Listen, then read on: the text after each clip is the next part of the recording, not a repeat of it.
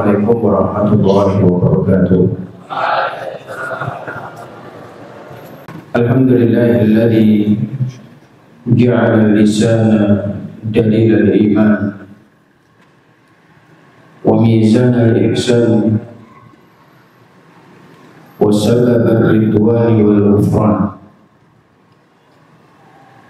Nahmaduhu hamda asy-syakirin wa nastaghfiruhu istighfar al-mu'minin wa nashhadu an la ilaha illallah wahdahu la syarika lahu ar-rahmanur rahim al-hannan wa nashhadu anna sayyidana Muhammadan abduhu wa rasuluhu khatamul anbiya'i wal irsal al-mab'uts rahmatan lil alamin.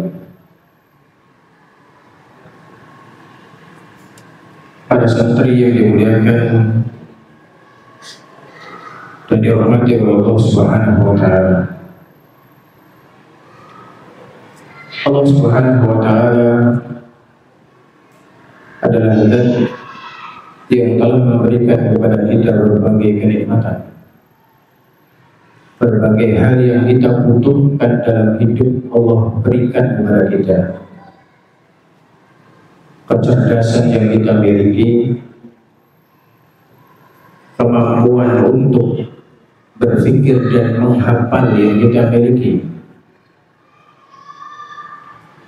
Ada di antara kalian yang mungkin ketika belajar di kelas apa yang disampaikan Ustaz langsung atau hafalkan. Namun juga ada sebagian dari kalian yang harus bersusah payah untuk menghafal, baru dia baru paham apa yang dijelaskan oleh Ustaz ketika di kelas. Dan tentunya ini semua merupakan karunia dari Allah Subhanahu wa taala. Karunia yang Allah berikan kepada kita semua. Maka Allah Subhanahu wa taala sampaikan di dalam Al-Qur'an, wa ma bikum min ni'matin fa min Allah. Dan segala sesuatu yang ada pada diri kalian berupa nikmat itu semuanya berasal dari Allah Subhanahu wa taala. Ya, kita harus yakini bahwa kemudahan yang kita miliki, kemudahan yang kita dapatkan, kemudahan yang kita rasakan, maka ini semua pemberian dari Allah Subhanahu wa taala. Kita harus yakini, syukur dengan hati kita, dengan meyakini ini semua pemberian dari Allah. Sehingga kalau kita yakin bahwa ini semua pemberian dari Allah, kita nggak akan sombong sama orang lain. Kita nggak akan sombong, merasa diri kita lebih tinggi, lebih pintar dibandingkan dengan orang lain, dengan merendahkan orang lain, tidak. Karena sejatinya kecerdasan pikir yang kita miliki ini semuanya pemberian dari Allah, bukan karena kitanya, karena ini anugerah dari Allah. Maka itu makna dan tafsir dari apa yang Allah sampaikan, wa ma bikum min ni'matin fa min Allah. Pun dalam menghafal Al-Quran, ada di antara kalian yang mudah dalam menghafal, bahkan setahun sudah bisa hafal 30 juz, bahkan kurang dari itu sudah ada yang hafal 30 juz. Tapi kemampuan itu siapa yang memberi? Allah.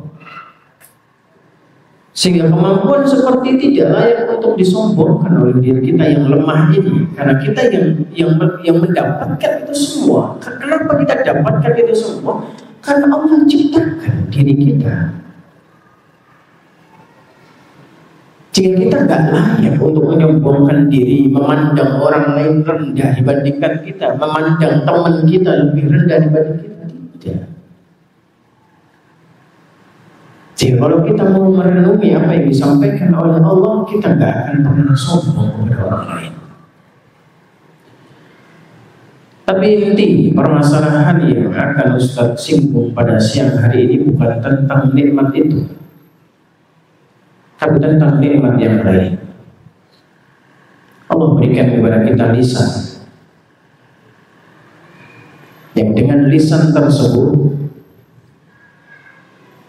kita mampu mengecap makanan, kita mampu mengucap sebuah ucapan, yang mana kalau tidak ada lisan kita atau bahkan ada sedikit kekurangan di lisan kita nggak akan jelas mengucapkan sesuatu. Ada orang yang mungkin Allah takdirkan lisannya pendek, mungkin Allah takdirkan bibirnya itu terlahir sumbing. Ini bukan sebuah hal yang untuk diketahui. Itu pengingat bagi kita bahwa ketika Allah sedikit berikan kekurangan, kita nggak akan lancar mengucapkan sesuatu, kita nggak akan jelas mengucapkan sesuatu. Kita saja ketika sariawan kan sakitnya minta ampun, ngerasain makanan itu tidak terasa enak, makanan yang nikmat pun itu tidak terasa enak ketika kita nikmati. Sehingga ini merupakan kenikmatan yang harus kita jaga, dan di antara bentuk penjagaan terhadap nikmat tersebut tentunya adalah dengan mensyukurinya. Dan cara mensyukurinya kan tadi sudah Ustaz singgung, syukur dengan hati, dengan kita meyakini bahwa itu semua pemberian dari Allah. Syukur dengan lisan kita harus mengucapkan kalimat syukur dan kalimat-kalimat yang baik sebagai bentuk rasa syukur kita kepada Allah.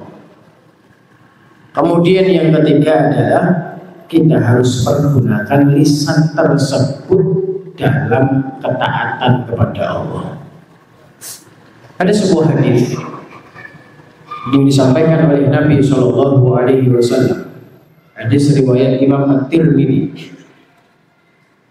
Nabi Shallallahu Alaihi Wasallam sampaikan, Innar rajula la yatakallamu bi kalimatin la yaru biha ba'san yahwi bihi finnari sab'ina kharifan.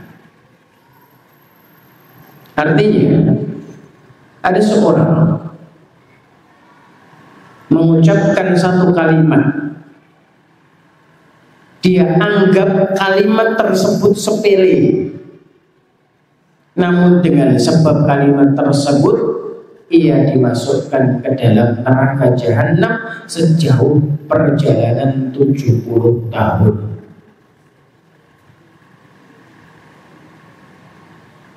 Kalau kita perhatikan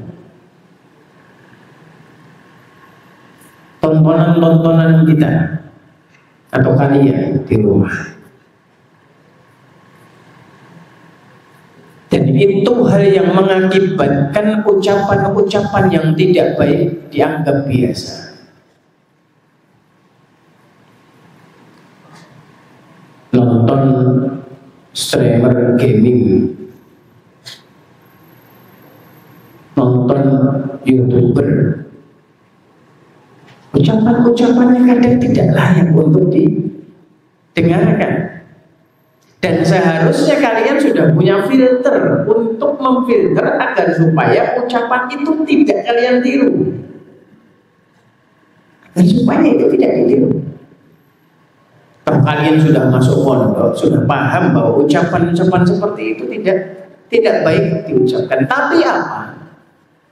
Kabar buruknya yang sangat disayangkan, ucapan-ucapan seperti itu mempengaruhi kehidupan kalian di pondok.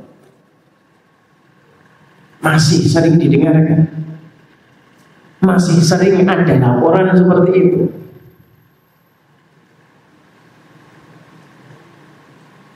Maka ada yang disuruh push up badan ketika didapati Ustaz, seorang santri mengucapkan kalimat kotor, kata-kata kotor, langsung suruh push up. Ingat,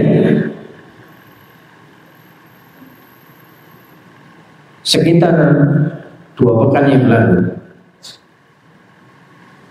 Ustaz memberikan sebuah nasihat di pertemuan Liqa Ghurfah di salah satu kamar di lantai 3 tentang sebuah peraturan pondok,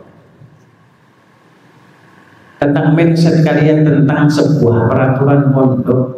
Jangan melihat bahwa sebuah aturan itu adalah aturan pesantren saja. Di sini ada 2 kategori. Aturan pondok yang itu murni untuk sebuah ketertiban, dan aturan pondok itu juga merupakan aturan Allah.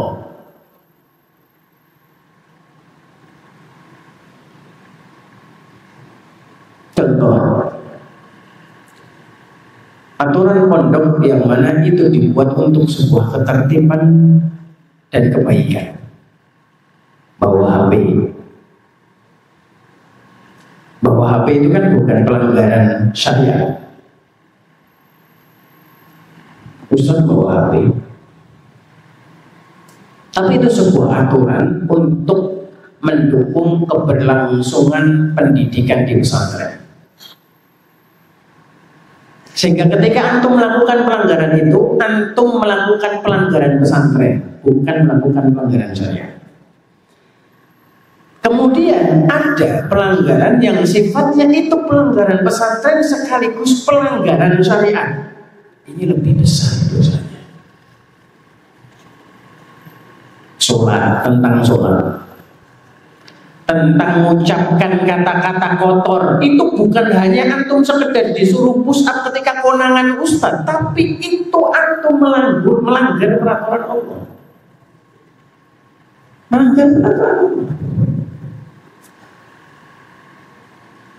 Bayangkan apa yang disampaikan oleh Nabi dalam hadis riwayat Tirmidzi tadi, innar rajula la yatakallamu bi kalimah la yara biha ba'san yahwi bihi fin nari sab'ina kharifan, kata beliau. Ada seorang dia mengucapkan sebuah kalimat yang dia anggap kalimat tersebut tidak menimbulkan sesuatu atau dianggap sepele, tapi ternyata apa? Yahwi bihi fin nari sab'ina kharifan, menyebabkan orang tersebut masuk ke dalam neraka sejauh perjalanan 70 tahun. Sehingga ini bukan hanya tentang melanggar peraturan pesantren, tapi apa? Ini melanggar aturan Allah. Maka jaga lisan dengan baik. Jangan sampai tidak menjaga lisan. Jangan mudah mengucapkan ucapan-ucapan yang tidak baik kepada temannya. Seluruh kebun binatang keluar kalau manggil teman. Manggil teman dengan panggilan yang tidak baik.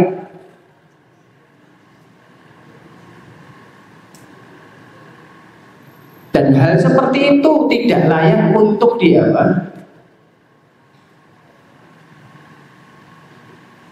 layak dijadikan kebiasaan. Jadi kan kalau mengucapkan ucapan tidak baik, kata-kata tidak baik, itu bukan hanya tentang melanggar peraturan pesantren, tapi juga melanggar aturan Allah. Makanya Allah Subhanahu wa ta'ala ingatkan di dalam Al-Quran, ma yalfidhu min qawlin illa ladaihi raqibun atid. Tidak ada suatu yang terucap illa ladaihi raqibun atid, melainkan orang tersebut diawasi dan dijaga oleh malaikat Allah. Semuanya dicatat oleh Allah. Ya Ustaz, kalau tulisan di WA gimana? Termasuk misuh-misuh tapi lewat tulisan termasuk juga. Jadi ucapan itu bukan hanya apa yang terucap melalui lisan, tapi apa yang tertulis melalui tulisan itu juga merupakan pengibaratan terhadap lisan yang kita sampaikan. Maka pertama, coba filter tontonan-tontonan, jangan sampai antum terbiasa mendengarkan ucapan-ucapan kotor, ucapan-ucapan kasar lewat tontonan yang ditonton. Jadi kalau nonton kemudian apa yang kalian tonton itu mengucapkan kata-kata kasar, kan seolah-olah antum akan mendengar terus sehingga terbiasa. Nantinya terpengaruh untuk mengucapkan itu kepada teman kalian. Tahu kalian sudah punya filternya, kalian sudah anak pondok, tahu ilmunya, itu dosa. Ada banyak hal yang dijelaskan oleh Nabi SAW, termasuk sesuatu yang paling banyak menyebabkan seorang masuk ke dalam neraka itu adalah karena dia tidak bisa menjaga lisan. Dan lisan itu cakupannya banyak: hibahin orang, namimah, adu domba, mengucapkan ucapan kotor, ucapan kasar, kemudian berdusta, berbohong. Ini pun juga banyak termasuk dalam menjaga lisan. Tapi fokus Ustaz pada ucapan-ucapan kotor dan ucapan-ucapan kasar tadi. Karena setiap apa yang terucap melalui lisan kita semuanya akan dimintai pertanggungjawaban oleh Allah Subhanahu wa Ta'ala. Sehingga pada akhirnya saya tidak akan lama-lama pada siang hari ini.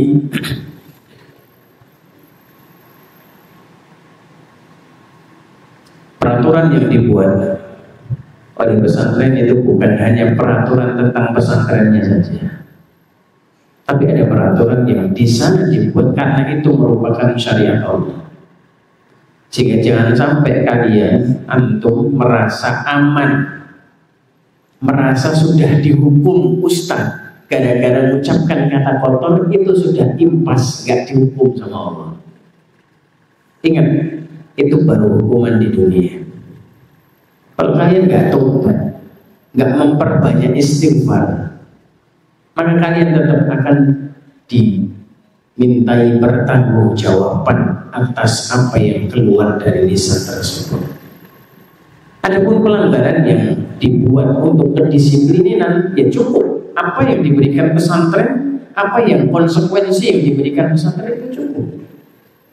Kalian gak akan dimintai pertanggungjawaban di sisi Allah. Tapi ketika sebuah pelanggaran dan aturan itu menyangkut aturan Allah, tentang sholat jamaah contohnya, nggak sholat,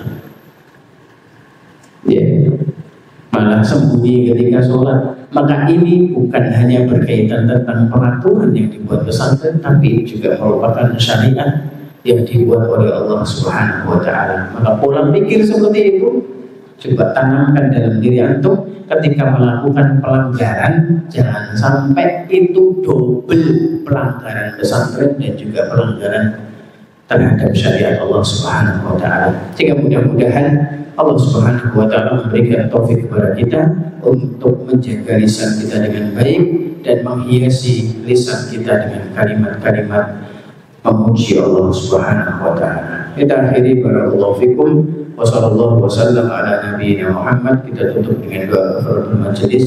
Subhanakallahumma wa bihamdika asyhadu an la ilaha illa anta astaghfiruka wa atubu ilaik. Wassalamualaikum warahmatullahi wabarakatuh.